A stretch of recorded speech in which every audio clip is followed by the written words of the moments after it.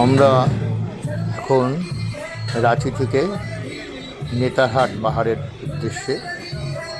এটি নেতারহাট পাহাড়টি ছোটনাগপুর মালভূমির সবচেয়ে উচ্চতম পর্বত। খুব সুন্দর জায়গা, সুন্দর বনের মধ্যে দিয়ে আমরা আস্তে আস্তে উপরের দিকে চলেছি। বেশ লাগছে, রোমাঞ্চকর। আপনারা যদি আসেন, এই নেতারহাটের রাস্তা খুবই সুন্দর।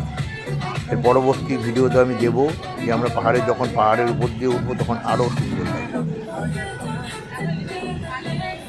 চলুন, আমাদের সাথে আপনারাও বেরিয়ে পড়ুন।